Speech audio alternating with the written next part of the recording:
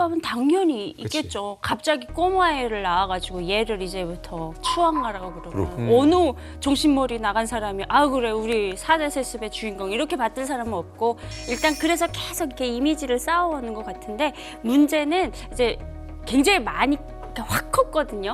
북한 사람들은 그런 걸 보고 그러니까 성숙했다 이 말을 북한에선 숙성됐다라고 해요. 몇년 됐어? 나이로 봤을 때는 아직 그 하이 퀄러티는 아닌데 저 정도 그러니까 숙성 연수가. 그러니까 이게 이렇게 보여야 그래도 어른이 보기에 그래도 괜찮네. 점점 많이 크고 있네. 그래서 이제 굉장히 친근하게 다가가려고 그런 전술을 쓰고 있는 것 같습니다. 최근 북한에서 우리 박진희 씨만큼이나 정말 바쁘게 살아가는 사람이 있죠. 바로 김정은의 딸 주혜입니다. 자, 얼마 전 이 김정은의 수건 사업이었습니다. 이게 될까 말까 싶었는데 원산 갈마 해안관광지구 10년 만에 개장을 했습니다. 북한에도 뭐 가정의 달이 있는지 모르겠습니다. 5월 달도 아닌데 주애를 비롯해서 무려 1년 반 동안 볼 수 없었던 이설주까지 김정은 일가족이 총 출동을 했습니다. 흠지스럽고 고무적인 창조물인 원산 갈마 해안 관광지구 준공식이 6월 24일에 성대히 진행됐습니다. 각양각태의 현대미를 발산하는 원산 갈마 지구는 저 원산에 저런 걸 지었다고. 세상에 야, 둘도 없는 이거 뭐 우리식의 어마어마하네요. 해안 그 관광 도시. 일대가.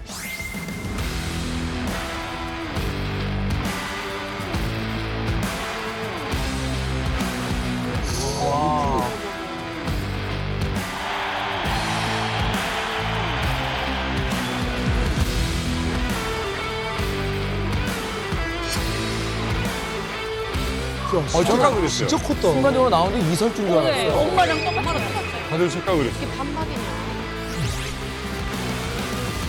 수천 건에 달하는 설계 형성안들을 세심히 지도해 주시며 김정은 동지의 귀중한 가르치심들은 대백과천소라고 연설자는 강조했습니다.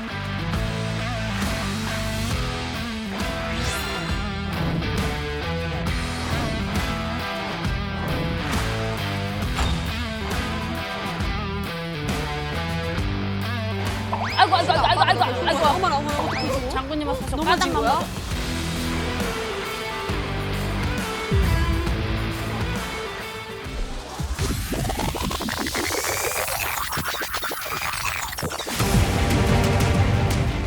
이게 누굽니까?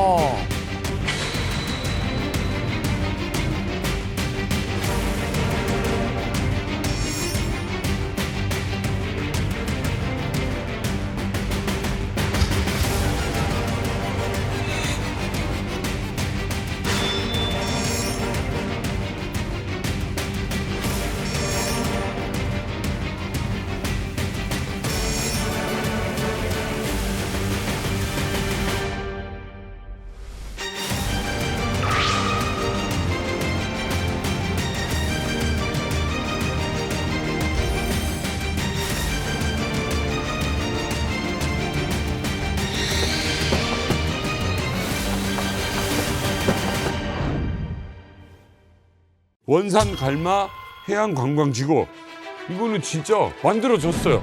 올해다 내년이다 아니다 짓고 있다 아니다 하더니 규모가 상당합니다 지금. 저게 갈마 반도가 이제 명사 심리가 4km 아닙니까? 심리니까. 거기를 대부분 이제 건물로 채웠는데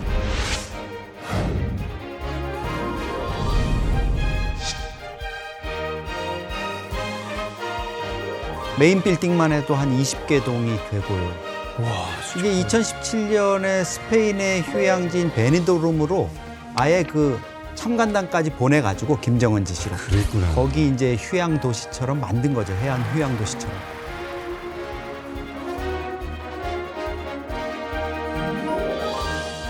지리적인 위점이 있어요. 금강산 바로 위가 원산이거든요. 그래서 금강산이 있고 원산, 그리고 원산을 따라 위로 올라가면 중국으로도 갈 수 있고 러시아로도 갈 수 있고 북한이 아주 김정은이 절묘한 이 지점, 특히 이 원산 갈마 반도가 명사심리라고 해서 굉장히 절경이 아름답거든요. 네네. 저기가 서핑하기도 되게 좋아요. 맞아요. 해수욕하기도 좋고 네. 복합문화단지를 즐비해 놓은 겁니다. 그래서 원래 김정은이 차가는 잘했어요. 제2의 마카오를 만들자가 딱 원산 갈마 복합 리조트의 김정은의 원래 구상이었어요. 네네. 그래서 저기다 카지노도 좀 지어놓고 그래서 중국 관광객 땡기고 러시아 관광객 땡겨서 네. 쪽에서 와서 태평양으로도 또 동해안으로 들어올 수 있거든요. 세 곳에서 관광객을 땡겨서 웨어도 좀 벌고 카지노 통해서 크게 한몫 챙기자라는 생각 자체는 굉장히 나쁘진 않았던 것 같아요. 그래서 김정은의 지시로 굉장히 수년간 북한에 엄청난 자본이 투입됐습니다.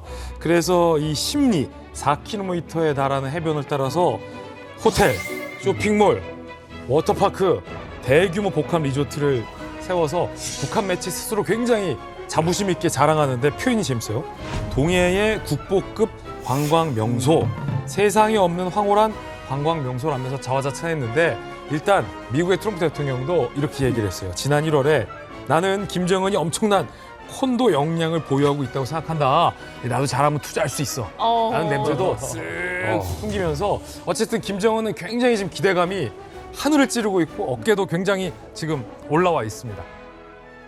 여긴 100% 김정은의 지시에 의해서 만들어진 곳이라고 보시면 될 것 같습니다. 쿠웨이트에서 2018년에 출장 삼아 북한에 들어갔었는데 그때 제가 2018년에 보기에는 이때 그 골조 공사가 이미 다 완성이 됐었습니다.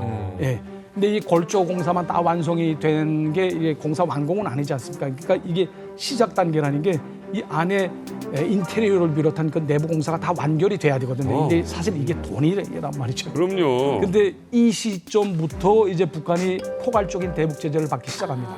여기에 직면하게 돼 있고 그다음에 2019년 코로나19 이후에 2020년 2월부터 셀프로 국경 봉쇄를 하지 않았습니까? 네. 하다 나니까 이제 돈줄이 다 막힌 거예요. 그래서 이제 북한이 나누기를 했습니다. 나누기라는 게 뭐냐면 원산 갈마 해양 관광지구의 A동은 외무성이 맡아라. B동은 대경조정이 맡아라. 이런 식으로 나누기를 해서 분배를 한단 말이죠. 하다 나니까 이게 오랜 시간 이렇게 할 수밖에 없었다라는 시공 말씀. 비용이니까. 비용이니까. 그러니까 골조는 다 완성이 됐다고 해도 인테리어를 비롯한 내부 공사가 굉장히 힘들거든요. 예, 관광지구로 만들겠다는 계획은 이제 10년 전부터 네. 이제 시작이 됐지만, 제가 기억하기로는 2007년부터 네. 예, 원산 관광지구에 대한 작업이 들어갔다라고 생각합니다. 네. 왜냐하면 저희 오빠가 비행기 쪽 판매를 하는 회사에서 일을 했습니다. 근데 그때 계속 원산에 출장을 갔어요. 네. 그래서 왜 가냐라고 하니까 거기에 이제 대규모 관광단지가 들어서는데 우리가 여기다 물자라든가 예, 그다음에 비용 네. 예, 그걸 공급하기로 돼 있고 그래서 자기가 감독 겸 예, 물자 비용을 이렇게 전달 겸 이런 식으로 계속 원산에 오빠가 출장을 가 있었습니다. 또 그 당시 고려호텔을 통해서 이쪽에 투자할 수 있는 투자자들을 외국인 투자자들을 유치해가지고 오빠가 그 관광도 예, 가이드도 했고 그래서 준비가 한참 전부터 진행됐다라고 저는 생각을 합니다.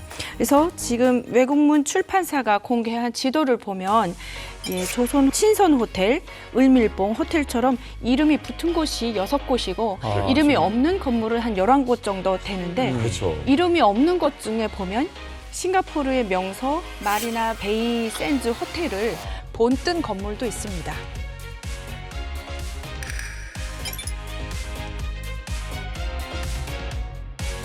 김정은이 2018년 1차 북미 정상회담을 위해 싱가포르에 가서 그쪽을 직접 방문해서 완전 반한 것이고 얼마나 좋았는지 원산에 직접 이거를 건설해라라고 지시한 걸로 알려져 있습니다. 네.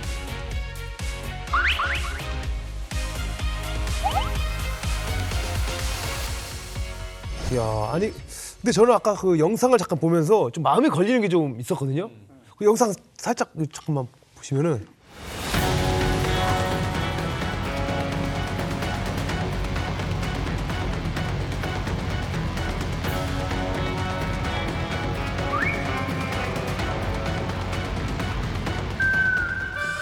저는 이분이 좀 마음에 걸리더라고요. 이렇게. 아이고. 이렇게 하면서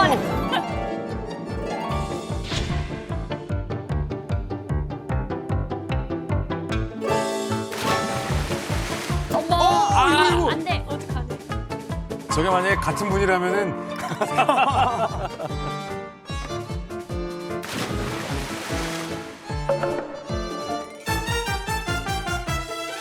아니 이 슬라이드 이거 타시던 분이 미스트 뿌려졌네. 이 김주혜한테 물이 좀 튄 것 같거든요. 그러니까 이거 괜찮은 건지도 좀 너무 궁금하거든요. 뭐 어차피 보여주기라 다들 웃고 있는데 또 모르죠. 근데 뭐 저런 거 가지고 뭘 혼을 내겠습니까? 아니 교수님 저기가 남한이 아니라 북한이라고요. 뭐 저런 건 아니야. 지금 최고 존엄에게 물을 튀기고 갔는데.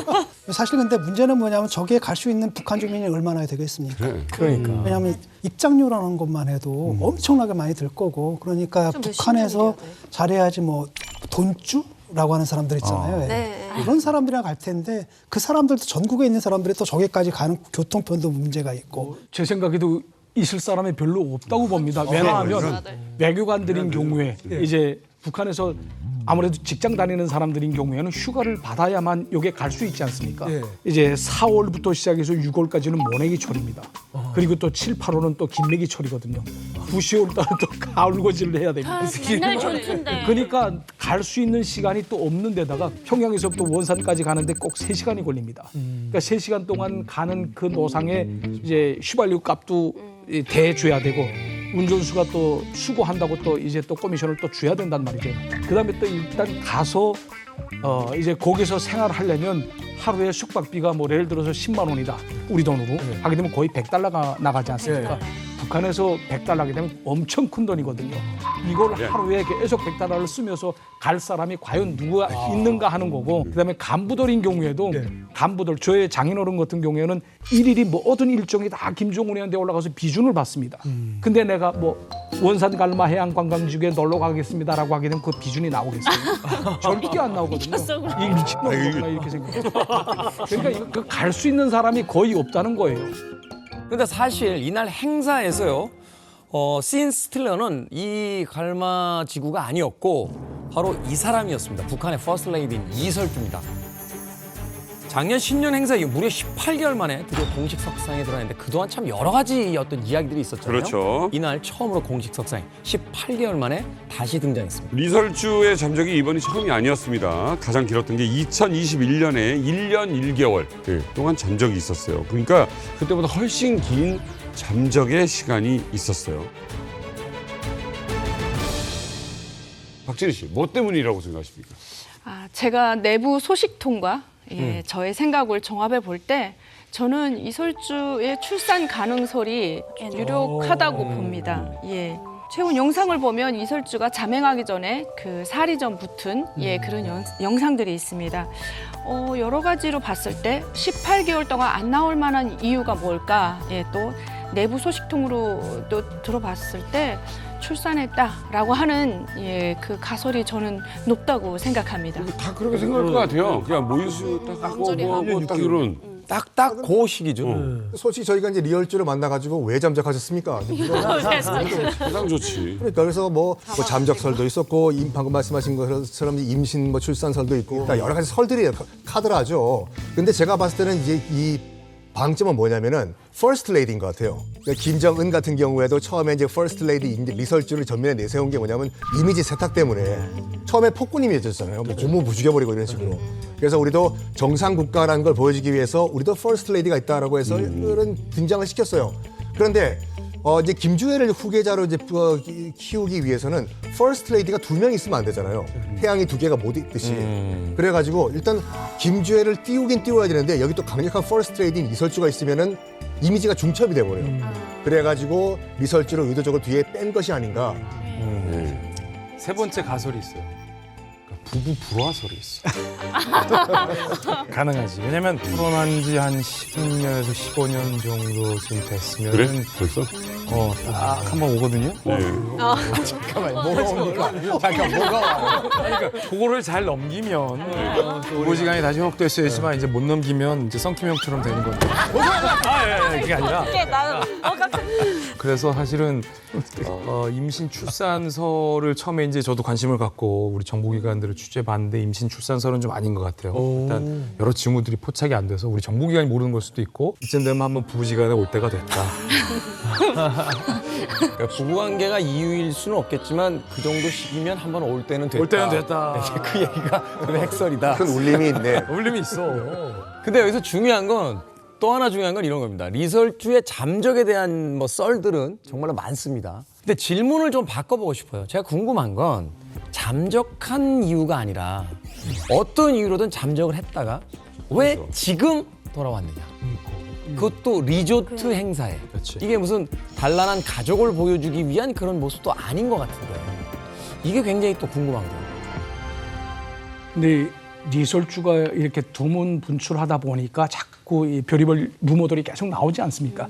그렇기 때문에 제가 보건대는 이제 김정은이 자기와 관련된 그리고 자기 가족과 관련된 모든 소식들은 해외 언론 그리고 특히 한국 언론에서 자기와 관련된 그런 소식들은 100% 다 이제 컬렉션을 해가지고 다 모아서 이제 보거든요. 지금쯤 되게 되면 자꾸 이런 잡음이 나기 때문에 이제 리설주가 한번 나와서 우리 가정이 지금 현재 원만한 가정 생활을 하고 있다라는 걸 보여줄 때가 됐기 때문에 이제 나오지 않았나 그런 생각도 또 하게 게다가 됩니다. 그 원산 갈마 해안 관광지구 거기 보세요. 그 어떤 시설입니까? 그냥 가족 단위로 맞아요. 와서 놀고 즐기는 시설이거든요. 그렇죠. 거기를 일단 홍보를 하려면 자기들 가족 단위로 와야 되는 거죠. 그렇죠. 그러다 보니까 공식적인 것과는 좀 다르게 자기도 좀 가족적인 면모를 좀 과시해야 될 것 같고 그러다 보면 저도. 어머니가 있어야 되는 거죠. 그래서 이설주가 그래서 온 게 아닌가 싶어요. 그러니까 이 광고 효과를 노린 것 같아요. 그러니까 가장 김정은이 편안하게 웃는 모습을 보여줘야 되는데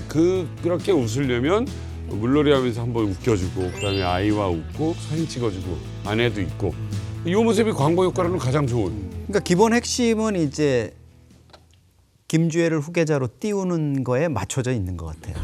겸사겸사. 그거를 위해서 엄마가 나와 앉아 있으면 엄마 아빠를 따라 나온 12살짜리 아기에 불과하니까 그동안 엄마의 공백을 이용해서 퍼스트레이디 자리, 엄마를 대신할 수 있을 정도의 성숙한 이미지를 보여줬는데 이제 가족 단위의 어떤 단란함 이런 것도 좀 보여주고 정상적 가정을 가지고 있는 이런 모습을 보여줘야 되는데 바로 이 공간이 이제 매우 적절했던 거죠. 그리고 이 공간을 이제 김정은은 러시아 외교장관 뭐 라브로프 불러가지고 행사하고 이럴 때 계속 요트 타고 가족하고 같이 즐겼잖아요. 그 공간에서 여름 휴양을 한 거죠. 김정은 입장에서는 이제 이 공간을 앞으로 자기의 어떤 외국 인사들을 불러서 하는 외교 공간일 뿐만 아니라 자기 가족들이 모여가지고 여름 휴양을 즐기는 아까 이제 요트 보셨잖아요. 멋진 요트로 가족과 놀고 기존에 있던 특각보다도 더 현대화된 이 으리으리한 시설을 이제 개인적으로 즐길 수가 있게 된 거예요. 그러니까 사실 이런 자리에 1년 반 가량 부인이 그동안에 공석이었는데 나왔으면 부인을 최고로 예우해주고 이래야 되는데 그날 보면은 외무상 최선희 심지어 그 수발드는 현송월까지도 양장으로 쫙 빼입고 탁 나오는데 이설주 혼자 그게 구찌백이면 뭐합니까? 옆에다 메고 땀 뻘뻘 흘리면서 뒤에 쫓아다니는 모습으로 이렇게 그려지고 있거든요.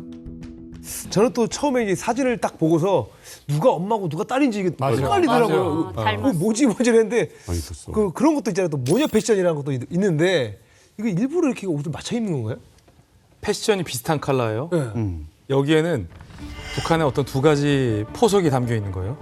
지금까지 김주애를 쭉 혼자 노출시키면서 엄마 같다, 리서출 같다, 성인 같다. 이제는 북한 사람 누구도 그다음에 이 북한의 대외적인 누구도 김주애를 북한의 공식적인 퍼스트 레이디라는 사실을 의심하지 않아요. 네. 더 나아가서 가장 유력한 후계자다라는 것도 이제 의심하는 사람이 없어요. 북한 내부적으로 성공을 한 셈이에요. 그래서 이날도 그 기존의 어떤 전략을 따라서 리설주와 김주애가 굉장히 비슷한 옷차림을 했어요. 흰색의 어떤 상하이를 입은 듯한 모습. 물론 좀 변주는 줬어요. 그런데 자세히 보면 차이가 있어요. 김주애는 흰색의 이 투피스, 그러니까 굉장히 좀 기품이 있고 격조 있는 퍼스트 레이디다운 의상을 갖췄어요. 그런데 그에 반해서 엄마 리설주는 그냥 흰색 블라우스에 밑에 검은색 그것도 바지를 편하게 입었어요. 속 편하게 입은 거죠. 그 패션만 두고 보더라도 이제 리설주는 공식적인 퍼스트 레이디 겸 후계 구도에 가장 유력한 김주애를 키우고 보살펴주는 후견인 정도 이미지를 주는 거예요. 이제는 명실공히 정확해진 거죠. 그러니까 의상에서 변주를 준 거예요. 그동안은 리설주가 나와버리면 김주애를 사람들이 애 취급하니까 리설주가 못 나왔던 건데 이제는 김주애가 폭풍 성장을 하고 자태가 어엿하잖아요. 의젓하잖아요. 그러니까 이제 리설주를 나오게 하되 옷차림에서 차이를 주는. 변주를 주는. 리설주의 복장을 보고 제가 좀 안쓰럽다라고 생각했던 점이 있습니다. 그러니까 바지를 입고 나오지 않았습니다. 아까 말씀하시다시피 18개월 동안 두문 분출했단 말이죠. 그 기간에 포스트 레이디의 자리를 이제 김주애가 차지하고 계속 같이 동행을 했었는데 굳이 이제 리설주가 18개월 이후에 같이 나왔음에도 불구하고 스포트라이트는 이설주한테 간 게 아니라 김주애한테 갔단 말이죠. 이걸 보면서 야, 그리고 또 이제 보게 되면 그 요트에서 내릴 때에도 김종훈과 김주애가 손잡고 이제 문에서 나오면서 이렇게 쭉 나오고 그 옆에 최선희하고 리설주가 같이 서 있다가 딱 마치 꼬운 보리자꽃이 쭉 물러나더라고요. 네, 맞아요. 그다음에 쭉 나온단 말이죠. 그런 걸 보면서 아니 왜 저렇게 리설주의 그 품이라고 할까 그 위상을 자꾸 깎아내리려고 하지라는 의도적인 감을 느꼈습니다. 네. 그러니까 딱 봤을 때 최고 지도자 옆에 누가 서 있냐가 중요하거든요. 딱 봐도 이게 딸이든 부인이든 퍼스트 레이디 역할을 하고 있는 건 주애가 맞아요. 한 프레임에 들어오는 거. 네네. 그러니까 또 어떤 걸 제가 봤냐면은 그 두 모녀가 아예 명품으로 발라버렸더라고요. 그 부인 그 이설주 같은 경우에는 뭐 비싼 또 명품 백을 메고 있어요. 뭐 그전에도 뭐 디올, 뭐 티파니 목걸이, 구찌, 베르사체 등등등 이제 명품을 자주 이용을 했었는데 요번에 딸 보니까 그 10대 주애가 또 까르티에 명품 시계를 차고 있더라고요. 아시다시피 좀 보고 안 된 게 뭐냐면 진짜 찐 부자들은 그렇게 명품 자랑질을 안 해요.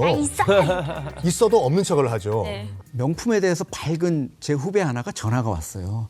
선배 그 사진 보세요. 김주의 손목에 그 시계가 그게 비싼 거예요. 훨씬. 엄마 거보다 10배는 비싸요. 그래서 자세히 확대해 보니까 이게 한 3천만 원 되는 C사의 시계다. 이렇게 보여요. 그 또 알고서 보니까.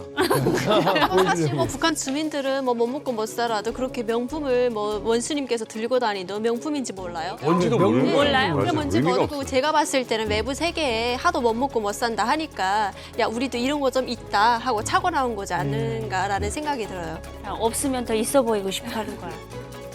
저도 꽤 이만갑을 하면서 비공식 전문가로 보자면 어차피 엄마가 네. 하는 거예요. 그러니까 집에 있는 거는 같이 있는 건 엄마예요. 둘이 제일 많은 시간을 보내는 거예요. 그리고 저 시계 엄마 거예요. 엄마 거를 보면 압니다. 지금 이 친구한테 누가 사줬겠어요? 아니면 누가 뇌물로 줬겠어요? 저거 오늘 옷 입는 거 엄마가 해주는 거예요. 이렇게 입는 게 좋아. 근데 이런 걸 생각해 볼 수 있을 것 같아요. 그러니까 가족 안에서의 엄마의 역할이라는 거, 엄마의 위치라는 건 불변이죠. 어찌 됐건 저 현장에 공적인 자리에서의 이제 씬 스틸러가 누구냐 이렇게 봤을 때 앞서 우리 이제 리설주의 얘기를 먼저 했던 건 뭐냐면 18개월 만에 등장했기 때문에 한동안 안 보였던 인물이기 때문에 이제 첫 번째 씬 스틸러로 이야기했지만 그런데 소위 포토라인에서 최우선에 보이는 것은 누구냐 이건 좀 또 다른 문제라는 그렇죠. 거죠. 그래서 등장하는 것이 바로 두 번째 씬 스틸러입니다. 바로 주애입니다. 사실 전날 행사의 영상을 보면요. 거의 주애 공주님의 브이로그 같아요. 왜냐면 시선이 좌에서 우로 움직이기 때문에 그것도 서 있어요. 그렇죠. 이 앵글은 이미 아주 연구한 앵글이었어요. 그죠? 미끄럼틀이 이쪽에서 해서 이렇게 떨어지게 하는 거. 물이 어떻게 튀는지도 연습 50번씩 했어요. 연습 50번. 근데 긴장했는지 많이 떴다 떨었어. 아니 이 정도면 진짜 온 가족이 지금 나서가지고 좀 띄워주는 것 같은데 이 북한에서 이 김주애는 좀 존재감이 좀 어떤지가 좀 궁금한 게 어린이날고 이런 거면 좀 거부감이 있을 수도 있잖아요. 어때요? 아니 거부감은 당연히 있겠죠. 갑자기 꼬마 애를 낳아가지고 얘를 이제부터 추앙하라고 그러고 어느 정신머리 나간 사람이 그래 우리 4대 세습의 주인공 이렇게 받던 사람은 없고 일단 그래서 계속 이렇게 이미지를 쌓아오는 것 같은데 문제는 이제 굉장히 많이 확 컸거든요. 근데 북한 사람들은 그런 걸 보고 그러니까 성숙했다 이 말을 북한에선 숙성됐다라고 해요. 몇년 됐어? 나이로 봤을 때는 아직 그 하이 퀄러티는 아닌데 저 정도 그러니까 숙성 연수가. 그러니까 이게 이렇게 보여야 그래도 어른이 보기에 그래도 괜찮네. 점점 많이 크고 있네. 그래서 이제 굉장히 친근하게 다가가려고 그런 전술을 쓰고 있는 것 같습니다. 리설주 하면은 뭐 퍼스트 레이디입니다. 근데 이제 또 김주애가 딱 등장하면서 앞에 착 쓰고 이런 모습들 보면 야 이제 예사롭지 않다 이런 느낌 들어요. 그렇죠. 나중에 잡힌 화면을 보더라도 원래는 김정은, 리설주, 김주애 권력 서열 1, 2, 3, 넘버 3 이렇게 나가야 되죠. 그렇죠. 근데 지금 보니까 김정은, 김주애, 리설주예요. 맞아요. 그리고 또 리설주가 화면에 등장하더라도 이 미장센이라고 하잖아요. 화면 구도상 굉장히 작게 포지션을 잡거든요. 이거를 뭐 실수로 이렇게 했다 그러면 편집자가 몸이 날아갔겠죠. 의도적으로 저걸 만들고 이제 방송에 나갔다는 것은 의도적으로 그렇게 위치를 세팅을 했다는 건데, 그럼 뭐냐면 일단 딸 주애를 띄워주기 위해서 리설주가 희생이 됐다라고 보는 게 맞죠. 그렇죠. 네, 이제 참고로 말씀드릴 건 뭐냐면 그 노동신문을 비롯해서 조선중앙통신에 나가는 1호 사진들 있지 않습니까? 네네. 나가기 전에 김정은이가 다 보고 이거 내보내, 이거 내보내지 마라 체크를 다 합니다. 네. 아, 이거 개인 방송이네요. 그러게요. 그러네요. 잘 나온 사람. 맞지? 조선중앙통신도 다 자기 거니까. 주인공도 나고. 그런데 사실은 이 독재 국가와 2대 세습, 3대 세습에 이르는 국가들의 특징은 보도 사진도 통제할 뿐만 아니라 맞아요. 이 서열이 굉장히 중요하거든요. 그러니까 누가 제일 첫 단에서 최고 존엄과 함께 군의 사회를 받느냐, 그렇죠. 경례를 받느냐, 군 지도부의 인사를 받느냐, 누구 우선이 먼저 입장하냐, 이게 사실 별거 아닌 것 같지만 이런 권위주의 국가에서는 이거 하나에 목이 날아가는 맞아요. 거예요. 그래서 가장 앞권은 이 군 장성이 경례를 하는 동안 바로 옆에 있던 김주애가 표정 하나 변하지 않고 이 고개를 빳빳이 들고서 그 경례와 사회를 다 받았다는 거예요. 그렇죠. 근데 이게 사람이 김주애가 나이가 13살이거든요. 아무리 최고 존엄의 딸이라고 하더라도 처음 주애가 이런 공식석상에 등장했을 때 위축되고 네. 이런 모습이 있었어요. 근데 이게 훈련이 된 거예요. 의지적으로. 그래서 김주애의 표정을 한번 이번에 보시면 고개를 들고 절대 고개가 내려오지 않습니다. 이것이 이제 습관화가 됐고 이것이 나의 위치다라는 것을 네. 아주 공고히 했다라는 거죠. 심지어 주민들의 환호를 김정은과 김주애가 받을 때 리설주, 엄마인 리설주는 의도적인 거죠. 일부러 연단에 올라가지도 않아요. 그 모습이 중간중간 계속 포착이 됩니다. 그렇죠. 근데 저는 여기서 의문이 하나 드는 게 이겁니다. 딸을 후계자로 키우겠다. 여기까지는 이해를 할 수 있어요. 그런데 딸이 중요한 인물이라는 걸 부각시키기 위해서 굳이 엄마인 리설주를 깎아내릴 필요가 있느냐. 어찌됐건 딸은 딸이고 엄마는 엄마인데 이게 진짜 일부러 이런 식으로 그 엄마의 역할을 축소함으로써 딸을 부각시키려고 하는 건지, 아니면 그냥 딸을 부각시키는 과정 속에서 좀 자연스럽게 그렇게 보여지고 느껴지는 건지, 이게 굉장히 궁금한 거예요. 이설주의 메시지는 분명한 것 같아요. 너를 위해서라면 모든 걸 내줄 수 있어. 그게 퍼스트 레이디 자리든 네가 뭐 퍼스트 도터를 하든 그렇죠. 그거는 내가 다 내줄 수 있어. 이런 메시지는 분명한 것 같아요. 네. 왜냐하면 우리는 지금 뭐 이설주가 어떻고 뭐 김주애가 어떻고 이렇게 얘기하지만 이설주의 심정으로 돌아가 보면 이거는 목숨을 건 싸움이에요. 명운을 건. 김정일 국방위원장의 첫 번째 사실상의 뭐 부인이라 그러던 성혜림은 장남 김정남을 낳았지만 거기를 후계자로 만들지 못했기 때문에 자기 애기가 죽었잖아요. 학살당했잖아요.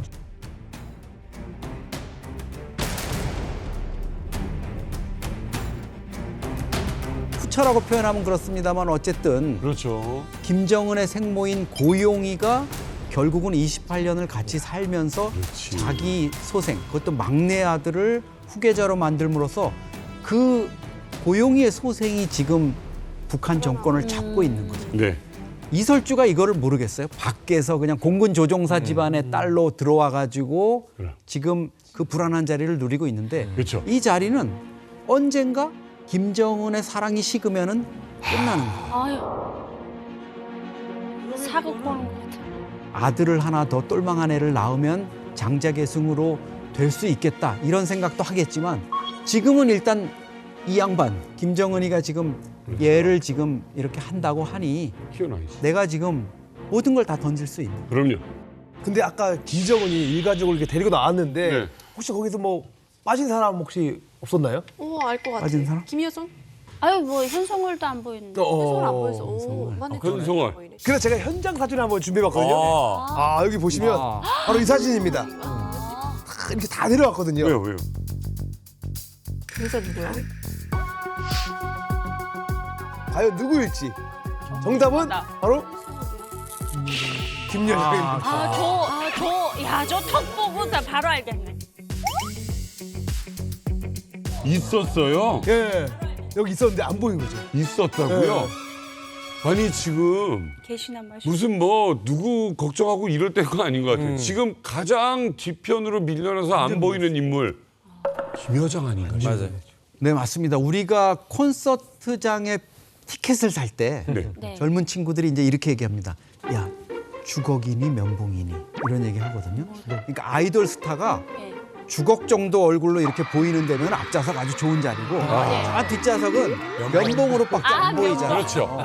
근데 바로 요즘 이 김여정이 면봉 신세가 됐어요. 면봉. 한때 진짜 남북 면봉. 정상회담 뭐 이런 거 할 때는 정말 앞에 오빠의 옆에서 세상 주목을 다 받던 인물이 요즘은 그래서 우리가 그 대북 전문가들이 김여정을 모퉁이 공주라고 불러요. 모퉁이 공주. 귀퉁이에만 나오고 사진을 한 50장 나오면 그중에 한두 장 저기 귀퉁이에 있는 모습만 나오거든요. 이게 뭐예요? 지금 회의에서도 보면 여기서 지금 저기 귀퉁이에 있고요. 끝에 네. 이야 이건 너무한 거 아닙니까? 뒤로 보내버렸네. 면봉 만들었어. 주애가 지금 앞에 이렇게 딱 나와 있는데 예예. 저기야? 지금 고모는 저 귀퉁이에 있는데 저기 뭐예요? 저거 시루떡에 팥 하나도 안 되는 건데. 그렇죠. 근데 이게 당 간부들만의 어떤 행사면은 모르겠는데 지난 7월 8일에는 할아버지인 김일성 사망 1일에서 이제 추모 행사를 위해서 금수산 태양궁전을 당 간부들하고 김정은이 방문했거든요. 네. 그 자리에도 김여정이 예전과 달리 예전에는 오빠랑 나란히 섰어요. 그렇죠. 근데 이번에는 당 부부장들 그 뒤에 제일 말석에 이렇게 앉았더라고요. 앞에는 노동당의 부장이나 이제 내각 상들이 쭉 서 네네. 있고 뒤에 정말 보이지도 않게 이렇게 파묻혀 있었어.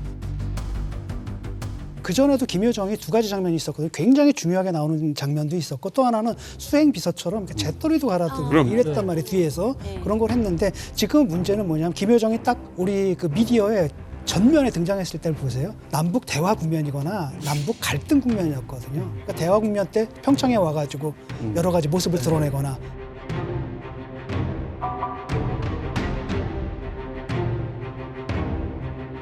그다음에 갈등 국면에서 막 그냥 말도 안 되는 성명서, 과격한 성명서 남겼거나 우리는 비루스는 물론 남조선 당국 것들도 박멸 버리는 것으로 대답할 것입니다.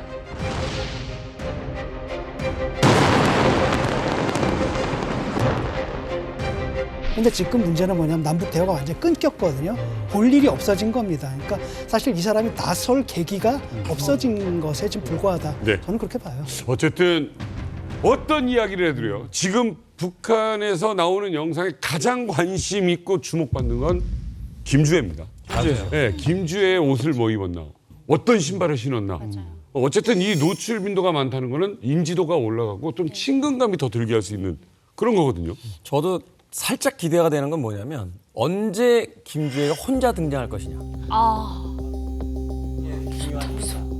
말하자면 어떤 지방의 중요한 행사, 뭐 군사적인 행사일지 모르겠습니다만 사적인 뭐 어떤 행사라고 할지라도 이제 보도의 측면에서 김주애가 혼자 사진에 등장하는 그 시기야말로 네. 또 굉장히 중요한 시기가 아닐까 하는 또 생각이 드는데 탈북은 아니겠죠. 그건 제일 좋죠. 그건 제일 좋은데. 근데 아직까지는 이 김주애는 부녀의 위치에서 그렇죠. 같이 다니고 있어요. 최근에 평양에서요 기차로 무려 20시간이나 가야 하는 곳에 장거리 이동을 감행했다고 합니다. 그만큼 중요한 자리가 아니었을까 하는 생각이 드는데 그 도착지가 굉장히 흥미롭습니다. 북한의 핵심 군 시설 행사에 이 부녀가 다녀왔습니다. 학교 안 가나 봐. 조선인민군 해군 구축함 진수 기념식이 성대히 진행됐습니다. 자, 5,000톤급.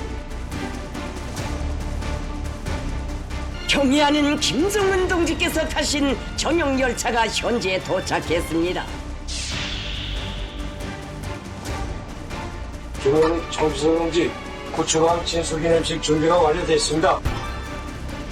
그 김주애 척이도 있어요.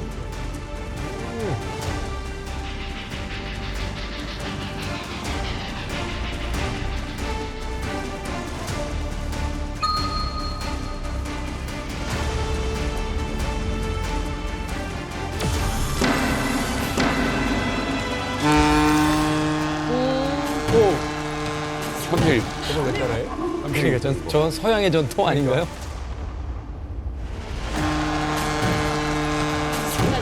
밤의 고동소리와 함께 한명 펼친 가림막이 벗겨지고 축포탄과 고무 풍선들이 날아올라 하늘가를 아름답게 장식했습니다.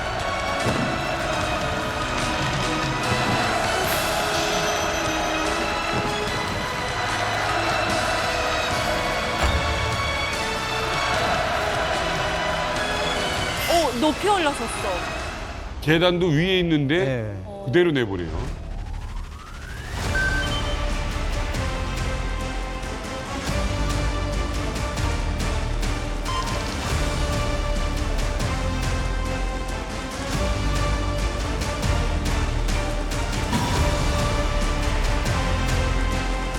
단순한 퍼스트 레이디의 역할은 넘어선 것 같아요.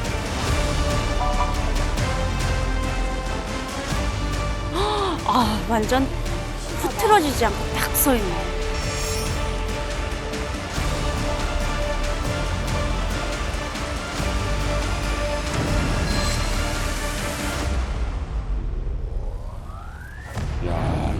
뮤비 찍었는데. 이게 사실은 심상치 않아요. 북한 김정은이 원산 갈마주고 앞서 봤던 그것과 함께 올해 가장 김정은의 어떤 신경을 사로잡은 하나를 꼽자면 바로 이겁니다. 5,000톤급 신형 북한의 구축함 이른바 강건호의 진수식이 지난 6월 10일에 있었습니다. 네. 역시나 그 김정은이 공을 들였던 현장이니만큼 김주애가 퍼스트 레이디로서 대동을 했죠. 그런데 우리가 1차, 2차 연평해전이 있었잖아요. 그렇죠. 서해에서 북한이 작정하고 먼저 우리를 기습 공격했던 거예요. 둘 다. 근데 1차 연평해전도 2차 연평해전도 모두 우리 해군의 승리로 끝났습니다. 북한이 왜 패배한 줄 아세요? 원래 이 함정 간의 공격 때는 필승의 법칙이 있어요. 먼저 때린 놈이 이겨요. 유리해요. 그렇지. 당하는 사람 입장에서는 무방비일 수밖에 없어요. 그럼요. 근데 1차, 2차 모두 다 북한이 기습적으로 의도적으로 우리에게 먼저 선행 공격을 감행한 거예요. 그럼에도 불구하고 다 졌다는 거예요. 왜? 북한에는 우리 해군의 구축함에 비해서 형편없는 배들이 있었거든요. 그게 늘 북한 해군의 아킬레스 건이었어요. 네. 잠수함이 있으면 뭐예요? 해 수면 위에서 교전을 할 때 구축함 전력이 딸리니까. 그걸 유일하게 해소할 수 있는 북한의 전력이 바로 이 신형 5,000톤급 구축함인 거예요. 그러니까 북한 김정은 입장에서는 수건 사업인 거죠. 북한 해군의 현대화의 가장 중요한 퍼즐이 이날 맞춰지는 거죠. 네. 그때 누구를 대동했냐면 역시나 김주애를 대동한 거예요. 그런데 이날 진수식 영상이 공개됐는데 깜짝 놀랄 만한 장면 하나가 포착이 됐습니다. 뭐예요? 아, 김주애가 과거와는 달리, 그러니까 작년과는 달리 후계자 수업을 받고 있구나 라는 판단을 할 만한 장면이 아주 짧게 스쳐갔어요. 어디? 자, 뭐였냐면 어디? 조춘용 당 비서가 김정은의 전용 열차에 이제 행사 보고를 위해서 싹 따라 들어가죠. 맞아요. 그럼 뒤에서 카메라가 흔들림 없이 스테디캄이 쫙 따라 밀고 들어가잖아요. 밀고 들어가잖아요. 그런데 김주애가 간부들과 함께 같은 테이블에 앉아 있었던 거예요. 이게 뭐가 달라요, 기자님? 묻는다면 지난 4월과 이번 6월 진수식 모습 두 개를 제가 한번 준비했습니다. 두 장의 사진을 함께 보시죠. 아, 이땐 자, 지난 4월 진수식 때는 열차에 들어갔는데 김정은 옆에, 그러니까 아빠 따라온 딸내미. 아이. 그 모습이었어요. 근데 이번 강건호 진수식 때 모습 볼까요? 보세요. 상석이야. 그러니까 아버지 옆에 있긴 했지만 김주애가 군 간부들과 함께 나란히 테이블에 앉아서 무언가 얘기하고 있는 모습을 봤을 때 이건 북한이 공식적으로 김주애에게 아버지가 하는 이 주요 행사 때마다 곳곳에서 후기자 수업을 하고 있구나 라는 대목이고요. 아까 수혜 씨가 영상 나가는 동안 저한테 주애는 학교 안 다녀요? 라고 물어봤어요. 주애는요 학교에 안 다녀요. 후기자 수업을 받고 있다면 학교에 가는 게 아니라 후계자 수업에 필요한 과목의 선생님들이 와서 김주애에게 교습을 하겠죠. 지금 저는 되게 충격받은 게 김주애가 채찍근에 있는데 왼쪽에 보면은 한 사람 앉고 자리 의자 3개가 비어있고 그다음에 앉아요. 이게 서열에 대해서 얼마나 중요시하는지를 알았어요. 그러니까 급이 안 되면 이 세 자리를 비워서라도 이 사람이 일리 가는 일도 없어. 이게 되게 무서운 거예요. 그러니까 북한에서 의미 없는 자리 배치는 없는 거예요. 아예. 그렇죠. 의도가 있는. 그러니까 그 김주애 맞은편에 앉아 있는 게 이제 새로 해군 사령관이 된 이제 박광섭이고요.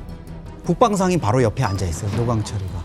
그리고 그 옆에 군수 관련해서 총괄하는 이제 김정식 군수공업부 제1부부장이 앉아 있는 거죠. 핵심들이 앉아 있는 그 자리에 김주애가 더 상석에 앉아 있다는 거는 이제 군부에 대한 어떤 뭐 장악력이라고까지 그러긴 좀 복잡하지만 정책 관여의 폭을 군부 쪽으로도 넓혀가고 있다 이런 건데 이게 왜 중요하냐면 과거에 김정은이 후계자 시절에 가장 먼저 한 게 뭐냐면 일선에 있는 사단장들, 군의 핵심이 김정은에 대한 충성 맹세를 했다는 거예요. 그리고 김정은이 전방사단에 가가지고 이제 군부를 돌아보면서 군에 대한 어떤 결집 이런 거를 가장 먼저 했다는 거거든요. 지금은 물론 아버지인 김정은이 확고히 장악하고 있는 상황에서 후계 수업을 받는 자리지만 김주애를 김정은이 그런 자리에 앉혔다는 거죠. 이 독재 국가랑 전체주의 국가에서 동상들을 크게 만드는 이유가 뭔지 아세요? 뭐예요? 동상들을 크게 만들면은 밑에서 사람들이 위로 우러러보고. 맞네요. 그 동상을 위에서 아래로 이렇게 내려보고 맞아요. 이걸 의도적으로 나는 너희를 지배하고 너희는 아예 피지배를 받는다는 걸 약간 무의식적으로 보여주거든요. 네. 이런 걸 종합적으로 봤을 때 이번에 그 강건호 진수식 때 굉장히 충격적인 장면이 하나 나왔는데 일단 보시죠. 이제 배의 갑판에 오르는 장면이기는 하지만 네. 김주애가 김정은보다 위에 있는 장면이 나옵니다. 여기 계단 위에 있어요. 계단 위에. 그러니까 이게 공식적인 매체에 나갔다는 것을 이거를 김정은이 오케이 했다는 거거든요. 오케이 했다는. 그 말은 뭐냐면 지금은 아니지만 차기 지도자가 누군가라는 걸 지금 암시적으로 보여주는 상징적인 사진이 아닌가라고 우리가 분석을 할 수가 있는 거죠. 다른 사람이 저기 서 있어 봐요. 의도한 거. 딸을 너무나도 그래서 여기에도 무슨 가장 사랑하는 따님이라는 표현을 쓰지 않았습니까? 그러니까요. 예.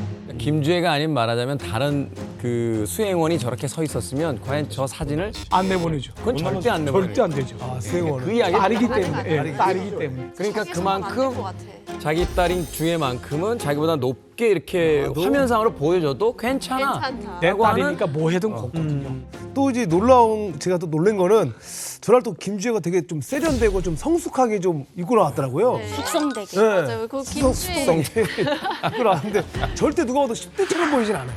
맞아요. 그런 김주의 위치만큼 이번에 좀 눈길이 갔던 게 그런 하얀색 투피스 입고 나왔던 게 되게 눈길이 갔거든요. 그래서 그 예전에는 편한 패딩 점퍼에 머리도 막 그냥 대충 묶고 나왔거든요. 근데 이번에 진수식에서는 그 이제 리설주의 모습과 비슷하게 아주 세련되게 옷을 입고 나왔어요. 그리고 또 진수식이 열린 나진에서 평양까지 이동하는데 기차 시간이 무려 한 20시간 넘게 걸리거든요. 근데 정말 그 김주애가 화려하게 하고 나타났어요. 이거는 전담 스타일리스트가 있어야 가능하다고 생각을 해요. 네. 그렇죠. 그러니까 이게 모든 그 정치인들은 뭐 어느 나라를 마찬가지고 단지 이미지 메이킹을 하잖아요. 넥타이 색깔, 넥타이 색깔 다. 뭐 다.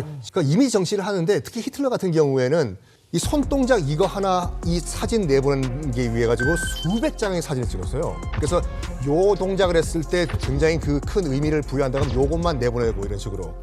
당연히 뭐 아시다시피 김정은 같은 경우에도 그 처음에 자기 그 카리스마가 없을 때 자기 할아버지 김일성의 이미지를 카피하기 위해서 김일성과 똑같이 옷을 입고 머리도 자르고 맞아요. 했잖아요. 그리고 이제 어떤 분들은 계속 이제 그 딸을 너무 사랑해서라고 얘기하는데 제가 만약 아빠라고 하면은 딸을 진짜 사랑하면 안 데리고 안 가요. 가야지. 20시간 기차를 왜 태워? 넌 평양에 있으라고 하지. 김주애가 처음에 아버지 손 잡고 나왔을 때는 뭐 미사일 발사장 이런 거 가면 우리 당국이 파악한 거 미사일 발사 시간이 새벽 5시 반이에요. 그 다음날 사진이 이제 공개돼요. 보면은 거의 애를 한 새벽 뭐 2, 3시에 안 재우고 끌고 나가가지고 그거 한 것처럼 애가 진짜 눈곱 제대로 안 띄고 나온 이런 모습이었는데 지금은 이제 어마어마하게 이렇게 이미지 메이킹을 하죠. 이게 이미 김주애에 쏠린 국제사회의 시선이나 이런 걸 북한도 이제 의식을 하고 있는 것 같아요. 그러다 보니까 김주애에 대해서 이제 모든 걸 챙기는 마치 아버지 김정은이 지난해 수해 현장에 갔는데 그 고무보트 위에서 담배 피려 그러니까 현송월이가 크리스탈 재떨이 꺼내가지고 딱 펼쳐놓듯이 만찬장에는 매일 이렇게 파란색 무슨 통이 놓이더라고요. 자세히 확대해 보니까 일제 아지노모토 그 깨소금이에요. 깨소금 유명해요. 저게 뭐 디테일하다. 이게 특히 저 노란데 뭐라고 써 있냐면 삶은 달걀 이런 데 같이 먹으면 맛있다고 돼요. 그러니까 우리식으로 얘기하면 이제 맛소금 그러니까 같은 거잖아요. 김주혜의 입맛에 맞게 지금 얘가 어디 뭐 원산이든 나진이든 어디 가서 밥을 먹든 와. 그 앞에는 저 깨소금병이 대박이다. 일제가 놓이는 거예요. 진짜 대단하시다. 진짜 그거예요? 진짜 대단한 거야. 맞네. 맞아요. 이게 다 살펴본 것도 아닙니다. 지금 몇 가지 사건만 봐도 김주혜는 벌써 모든 이 행사의 주인공으로 등장을 합니다. 그런데 요즘은요, 이 군 관련 말고도 이 인민들 그 사이에 등장하는 김주혜가 나옵니다. 그러니까 이거를 다 후계자 수업의 일환으로 생각하시면 관측하기가 편합니다. 그러니까 이게 후계자로서 필요한 덕목이 뭐냐면 대민 접촉이거든요. 그래서 김정은이 이 대민 행사 때 김주혜를 여지없이 데려가갑니다. 예를 들어서 평양 외곽에 이제 화성지구 만세대 살림집 준공식에 가서 평양 시민들과 이제 손잡는 그런 대민 행사에 역시 주혜를 데려가기도 합니다. 예전에 주혜가 처음에 등장했을 때는 막 이랬어요. 막 옷 만지거나 멍 때리거나 이런 모습이 보였거든요. 근데 지금 모습을 보면 아주 능숙하게 이렇게 주민들과 함께 귓속말로 얘기도 하고 주민들의 손도 잡아주고 주민들이 인사를 하는 걸 여유 있게 응대하는 모습을 보면서 이건 어떻게 이런 행사에 가서 주민을 응대하십시오 라는 후계 구도 수업을 받고 있구나 라는 것을 알 수가 있는 대목인 거죠. 자기 역할에 이제 몰입하기 시작한 거죠. 그러니까 간단한 예로 조선시대 때 격쟁이란 게 있습니다. 뭐냐면 이제 왕이 이제 민간 시찰을 나갔을 때 그 일반 백성들이 이제 꽹가리를 빠방빠방빠방 치면은 그러면 왕이 불러요. 무슨 일인가? 뭐 저라 뭐 이런 억울한 일이 있습니다. 좀 살려주십시오. 그 문제를 좀 해결하라. 그러니까 격쟁 시스템이라고 하거든요. 이거는 왕만 듣고 왕만 처리를 해야 돼요. 근데 그 왕 옆에 있는 내시가 이거 보내가 무엇이냐? 그럼 내 숙청이에는요. 너무 잘 어울린다. 그래가지고 만약에 지금 보니까 지금 김정은도 지금 고뇌를 듣고 있는 가운데 김주혜도 일반 백성들의 민중들의 지금 그 고뇌를 듣고 있지 않습니까? 이건 많은 걸 얘기하고 있는 거예요. 네네. 영도자와 똑같은 급의 후계자다라는 걸 보여주고 있는 거예요. 와, 후계자. 김주혜가 그 주민들과 같이 접촉하는 그 모습은 제가 보건대는 아주 철저히 우도됐다고 생각을 합니다. 저의 아버지가 1호부에서 근무를 하지 않았습니까? 군복무. 사실 일반 주민들은 김종훈과 그리고 그 김종훈 일가와 악수를 할 때에는 항상 그 주민들은 소독을 해야 됩니다. 미리? 왜냐하면 건무점이라든가 혹은 선무점이 옮겨질 수 있기 때문에 무조건 소독을 하거든요. 정해진 거예요 지금? 이거 다 매뉴얼입니다. 합니다. 신체 검사. 그러니까 아무나 그 김종훈이하고 또 김주혜하고 악수를 못 하거든요. 가까이 얘기까지 해야 되니까. 그래서 이건 철저히 우도됐다라고 보는 게 이제 김주혜하고 같이 나갈 때 김종훈이가 알지 않습니까?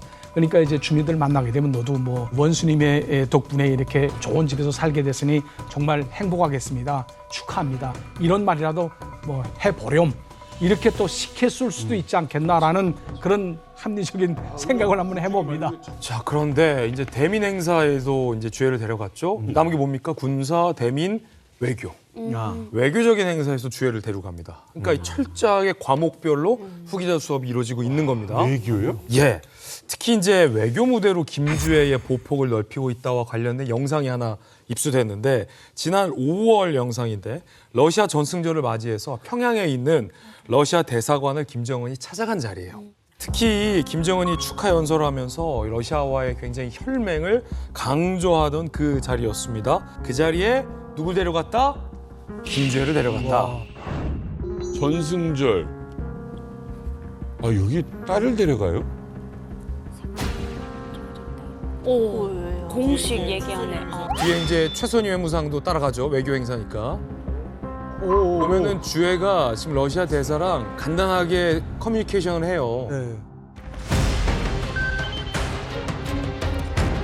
인맥 만들어 주기잖아요. 후계자 수업이죠.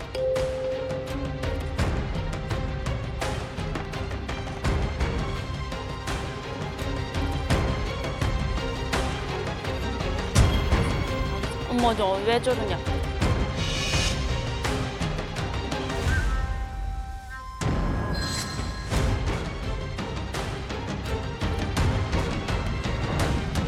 손은 꼭 잡고 다니네.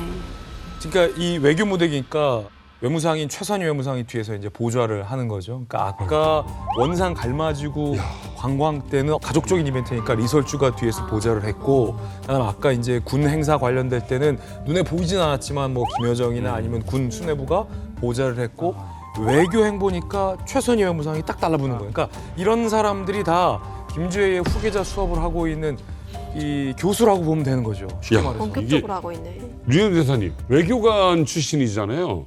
이게 있나요? 가끔 이런 일이 있을 수 있는 건가요? 예, 예전에 지금 김종일이가 이제 어렸을 때 한 1965년 4월에 김종일이가 김일성과 함께 인도네시아를 방문했던 적이 있습니다. 이게 어떻게 방문했냐면 65년 4월에 수카르노 대통령이 초청에 따라서 김일성이 이제 인도네시아를 방문하거든요. 그때 김종일이가 김일성 종합대학을 금방 졸업하고 당주학위원회에서 사업 시작했던 때입니다. 네. 그러다 나니까 수행원으로서 같이 동행을 했던 적이 있는데 이렇게 외교 무대의 전면에 나서지는 않고 수행원처럼 뒤에서 이렇게 보좌를 해줬거든요. 그리고 또 김종일이는 자기가 살아있을 때까지만 해도 후계자로 이제 낙점이 되기 전까지 자기 자식들을 공식 속상에 절대 데리고 나오지 않았습니다.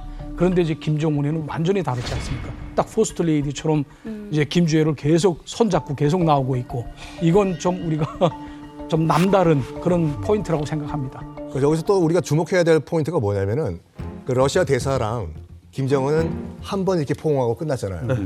근데 김주혜는 한 번, 두 번, 세 번 이렇게 포옹했거든요. 뭐 차이가 있어요? 이게 구소련에서 이제 만들어진 그 사회주의법, 그 사회주의식 이제 포옹법인데, 그러니까 원래는 저 구소련에서는 이제 남자들끼리라도 특히 지도자는 키스를 해요. 여기다. 볼에다가 뽀뽀. 세 번. 실제로 해야지. 남자와 남자가 키스라는 경우도 있어요. 진짜 입술끼리요? 입과 입으로. 그 브레즈네프와 호네커 사이에 진짜 키스라는 유명한 사진이 있어요. 되게 어색할 것 같은데? 어색할 것 같은데? 저기요, 왜 그러십니까? 저기요. 교부제로.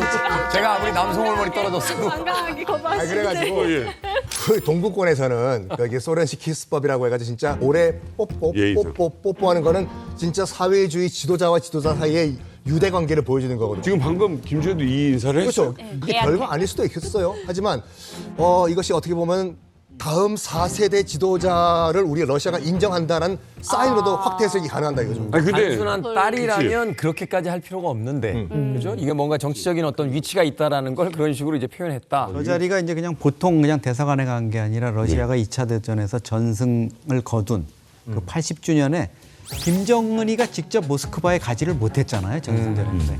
그러니까 그 대신해서 대사관을 찾은 자리에 딸 주혜를 데리고 갔다는 게 또 각별한 의미가 있는 거죠. 게다가 북한 매체에서 이날 김주혜를 호칭을 가장 사랑하는 따님 이렇게 지칭하면서 예전보다 호칭의 수위를 더 높였습니다. 네. 기존 2022년 화성 17형 발사 때 김주혜를 데리고 왔는데 그때는 사랑하는 자제분 호칭을 썼고 이후에는 존경하는 자제분, 조선의 샛별 여장군으로 높였더니 최근에는 가장 사랑하는 따님이라고 강조했습니다. 구체적인 성별을 언급하면서 이제 선택된 인물이라는 그런 인상을 갖도록 한 것 같습니다. 그러네요. 그러니까 저는 샛별이라는 건 사실 정말 그 아무한테나 쓰는 허칭이 아니거든요. 예전에 김일성이한테 한별이라고 불렀어요. 근데 지금 김주혜한테 샛별이라고 부르는 거는 북한에서는 어마어마한 그런 대단한 허칭이에요. 아, 그래요? 네. 한별 동지라고 불렀어요, 김일성이를. 아니 근데 김주혜가 너무 바쁜데요? 진짜 바빠요. 아직 안 끝났어요. 외교 행사가 또 있었는데 뭐냐면 지난 6월 29일에 북러 신조약 체결 1주년을 맞아서 이번에 러시아의 문화부 장관, 그러니까 올가 류비모바 문화부 장관이 북한을 찾아서 접견한 자리가 있었어요. 이번에도 김정은은 어김없이 누굴 데려왔다? 김주혜를 데려갔어요. 자, 이 궁금한 건 아까 이제 최순희 외무상을 외교 행사 때 데려가잖아요. 근데 김주혜가 아마도 이제 성인이 될 때, 그게 아마 이제 20살이겠죠. 지금 13살이니까 7년 뒤에도 외무상은 최선희가 할 가능성이 커요. 그러면 그때는 김정은이 성인이 된 김주혜에게 이번엔 네가 나 대신 러시아에 다녀와라. 가서 뭐 예를 들어 뭐 러시아의 푸틴을 만나고 와라. 했을 때 그때 최선희 외무상이 이제 성인이 된 김주애를 보좌해서 아버지 없이 김주애가 단독으로 이제 해외에 외교 순방을 할 날도 네. 곧 한 7년 정도 남았다라고 볼 수 있는 거예요. 어린 김여정이 대한민국에 왔었으니까. 왔었죠. 대통령을 만났으니까. 어찌됐건 이 앞서서 이제 여러 가지 어떤 행사장에서의 사진이라든지 최근에 어떤 김주의 활동에 대해서 여러 가지 어떤 엇갈리는 해석도 있었습니다. 이게 이제 확실한 후계 구도다. 아니다. 이건 너무 과한 해석이 아니겠느냐. 뭐 이런 이야기들이 있었는데 그런데요. 심지어 외교 무대까지 이제 동행을 했다. 여기서 이제 조금 우리의 해석들이 좀 등장을 하는 것 같고 사실은 후계 수업에 본격적으로 들어갔다. 이렇게 좀 판단해 볼 수 있는 거 아닌가요? 이게 들어간 거 아니에요, 이건? 이 정도면? 지금은 이제 김주애가 후계자라고 봐야 됩니다. 예를 들어서 미사일 발사하고 그다음 구축함 진수하고 군수공장 가고 이런 것도 국방이지 않습니까? 그다음에 전승절 가고 외교란 말이죠. 그다음에 사람들 인민 대중 앞에 나타나고 그럼 민생을 챙기는 거고 전방위적이고 퍼스트 레이디를 하고 있는데 내가 볼 때는 이 퍼스트 레이디라는 게 사실상은 퍼스트 레이디가 있잖아요, 리설주가. 그런데 왜 리설주를 빼고 김주애를 그 자리에 넣었을까? 이거는 후계자 수업이고 지금 12살밖에 안 됐단 말이죠. 지금 12살밖에 안 됐으면 현안에 대한 파악이라는 걸 못해요. 외교 현안, 국방 현안, 민생 현안 할 수가 없는 거고 그런 상태 속에서 후계자 수업을 할 수 있는 유일한 방법이 바로 퍼스트 레이디 역할이에요. 왜냐하면 그건 의전이거든요.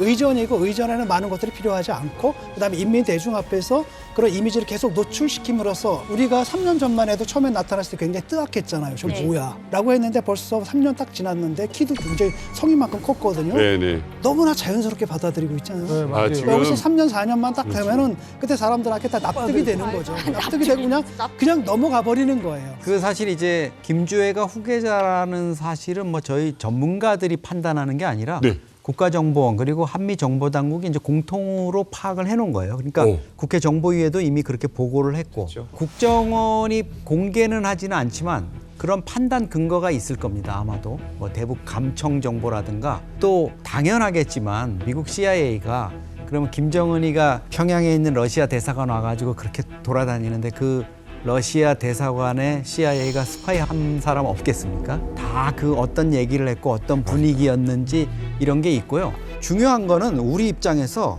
김정은이 왜 이렇게 어린애를 내세워가지고 이럴까?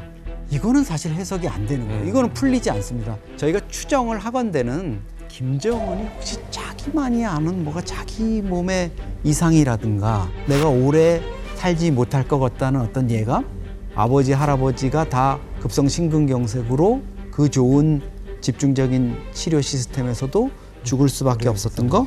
또 한 가지는 자기가 이제 갑자기 아버지가 죽고 스트로크 오고 이러는 와중에 서둘러서 이렇게 후계자가 되다 보니까 결국은 고모부인 장성택까지도 뭐 죽여야 되고 이렇게 힘들었던 이런 거를 우리 다음 후계자한테는 겪지 않게 해야 되겠다. 이런 건데 이것도 뭐 전부 지금은 추정에 불과하고 추정이죠. 사실 마지막에 이 권력을 어떻게 어떤 방식으로 누구한테 줄 거냐 이거는 정말 김정은 한 사람 말고는 아무도 모르죠.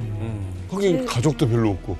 제가 이만갑 출연을 위해서 특별히 내부통을 통해서 취재를 해봤는데요. 예, 김주애가 러시아어, 영어, 중국어 등 이제 4가지 외국어를 유창하게 할 수 있다라고 들었습니다.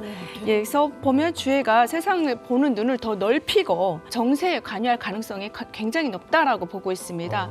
이 트럼프도 자기 막내 아들을 데리고 다니지 않습니까? 김정은 입장에서 나도 내 딸을 데리고 다니는데 뭐가 문제가 있어? 이런 식으로 과시하기도 있지 않을까 싶습니다. 그러면 그 러시아 대사관에 갔을 때 러시아 사람들이 인사하는 거를 듣는 자세를 보면 러시아어를 할 수 있는지 중국 뭐 군인 오고 했을 때 김주애가 어떻게 하는지를 보면 외국어 실력도 알 수가 있겠네요. 원래 후계자 수업은 후계자만 받는 게 아니에요. 이 부분을 좀 많이들 착각할 수 있는데 후계자의 가능성이 있는 정실 자식들은 다 후계자 수업을 받습니다. 그리고 이 후계자 수업에는 외국어, 그다음에 통치학, 경제학, 군사학 이런 것들이 다 들어가요. 그리고 다 개인 교습 시스템으로 받습니다. 그 중에서도 가장 이제 우리 정보 당국이 김주애의 후계 가능성을 높게 보고 있는 이유는 우리가 지금 계속 봤듯이 아버지가 외교 행사, 국방 행사, 대민 행사에 꼭 김주애를 다 데리고 다니기 때문에 이건 만약에 김정은에게 다른 자식들이 있다면 그 자식들은 현장에서 못 배우는 것들이기 때문에 그렇죠. 야 이런 거 봐서 달리 해석이 안 된다는 거예요. 우리 정보당국도 이건 후계 수업으로밖에 보이지 않는다라고 이제 해석이 되는 거죠. 그런데 여기서의 문제는 김주애가 성인이 되기 전에 김정은에게 건강 이상이 있어서 세상을 떠난다. 그러면 이때부터 복잡해지는 거예요. 맞아요. 후계가 구도가 되려면 이 후계를 물려받을 그 30살 뒷사람이 성인이 돼야 돼요. 30살은 돼야 돼. 예. 그게 안 된 상태에서 김정은이 세상을 뜬다? 이러면 이제 권력 공백이 발생하는 거거든요. 네. 그러면 김주애에게 바로 가지 못합니다. 그러면 그 김정은의 권력 공백을 대신할 사람이 북한에서는 누굴 내세울지에 대해서 이 치열한 물밑에서의 어떤 고민과 권력 투쟁까지 발생하겠죠. 아, 정말 처음으로 김주애 등장 그 많은 얘기했어도 오늘 처음으로 후계자 교육을 받고 있구나라는 느낌은 처음 받은 날인 거예요. 그럼에도 불구하고 북한은 너무 깜짝 놀랄 일을 갑자기 벌이는 걸 좋아하잖아요. 자, 류현애 대사님 같은 경우는 그래도 북한에서 여성 지도자를 내민다? 안 된다라고 했던 적이 있어요, 말씀을. 지금 그 마음에 변화가 있습니까? 아니 아직은 변하지 않았습니다. 왜냐하면 우선 북한에서 이제 제일 첫 번째로 우리가 봐야 할 점이 김정은의 나이가 젊었다는 겁니다. 41살이거든요. 아직 한창 일할 때입니다. 네. 예, 그럼에도 불구하고 자꾸 이제 후계자 소를 하게 되면 사실 이거는 김정은의 입장에서 빨리 죽으라는 소리나 같거든요. 자기 통치. 그리고 실제적으로 김종일이도 2008년에 뇌졸중을 앓은 이후에 후계자로 김정은을 책봉을 했습니다. 그리고 또 김일성이도 1974년 그러니까 60이 지난 이후에 김종일이를 후계자로 발탁을 했었거든요. 독재자는 자기 임기 기간에 특별한 병이 없으면 후계자로 한 60 지나서부터 좀 짓고 그때부터 후계자 수업을 하는 것으로 알고 있습니다. 그리고 또 이제 두 번째로 뭐냐면 북한 사회는 다 아시다시피 충분 사상에 기초한 이런 그 가부장적인 사회가 아니겠습니까? 그러니까 임금에게 충성하는 것처럼 수령에게 충성 다해야 된다는 거를 이건 높은 가치로 여기는 그런 사회거든요. 백두혈통이라는 그것이 김정은이가 자기가 후계자로 될 수 있었던 가장 큰 요인이거든요. 근데 이제 가부장적인 사회가 북한 사회인데 이게 김주애로 넘어간다 하게 되면 아직도 제가 이해를 할 수 없는 게 이게 혈통이 완전히 존이가 되는 겁니다. 이제 완전히 다른 뭐 리씨 혹은 무슨 뭐 최씨로 이제 완전히 가는 거거든요. 그러면 김일성이 할아버지가 개축한 주체의 혁명 위협이 쭉 내려오다가 김정은이 돼서 이쪽으로 다른 쪽으로 쑥 넘어갑니다. 그렇기 때문에 이거는 정통성에서도 조금 하자가 있는 그런 부분이다. 원래 절대 권력을 갖고 있는 사람은 후계자를 일찍 선정을 안 해요. 왜냐하면 자연스럽게 미래 권력적으로 줄을 대버리거든 사람들이.